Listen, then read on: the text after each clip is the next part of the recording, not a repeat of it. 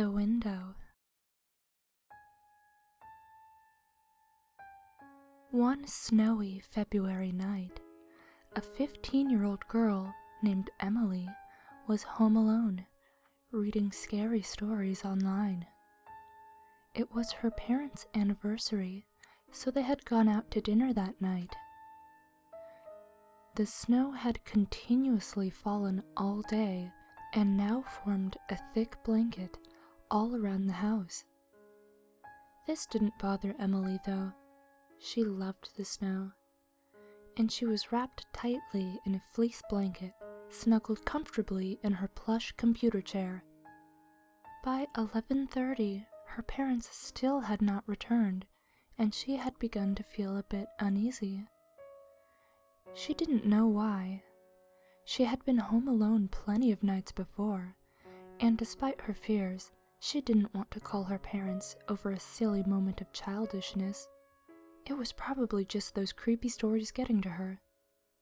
Speaking of which, she turned her attention back to the warmly glowing monitor to resume the morbid tale she had left off mid-sentence a moment prior. That's when she noticed it. Something moved in the large bow window that stood in the wall directly behind her computer. It was a bit difficult to see, as it was pitch dark outside and the snow was falling heavily, but she could just begin to make out the form of a man. He seemed to be walking very slowly toward the window. Emily's heart began to beat wildly as the man approached. The closer he got, the easier it was for her to make out his facial details.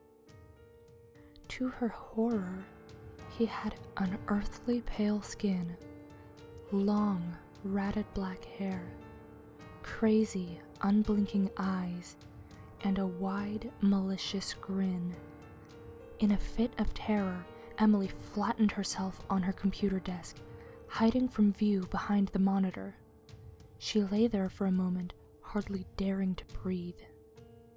Gathering her courage for a moment, she slowly peered back over the monitor. This time, the man was practically right at the window. The snow fell savagely behind him, and his eyes widened in mad glee. Slowly, he reached his hand into the pocket of the battered old coat he wore and withdrew a glimmering knife. Horrified, Emily dove behind her monitor again. With shaking hands, she quickly grabbed her phone and began to dial her father's number. Tears began to spill down her cheeks as she waited for the call to go through. However, just as the phone began to ring, she could hear the garage door opening from the other end of the house. Her parents had finally come back home. Her father answered, saying, "We'll be there in a minute," in a playful tone. Hardly able to contain herself, she wept into the receiver. "Daddy, come quick! There's a man outside! He has a knife!" She heard the door slam shut, and the hurried sound of her father's footfalls as he ran across the house toward his panicked daughter. Emily shot from her chair and met her father in the hallway, still weeping uncontrollably. "Show me where he is," her father said, in a serious tone.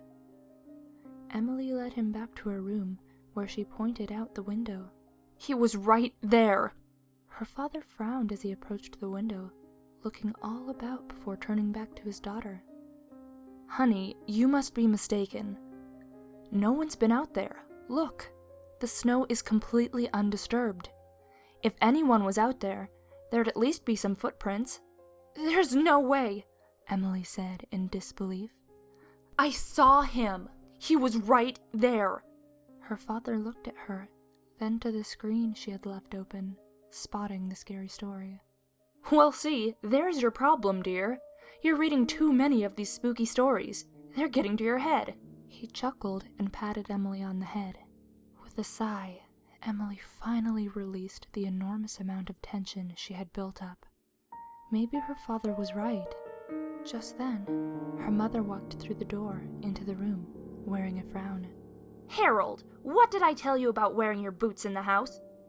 Ready to protest the unfair reprimand, he looked down to his own dry, sock-clad feet. For a moment, everyone in the room grew silent, as their eyes fell upon a trail of wet footprints leading right up behind Emily's chair.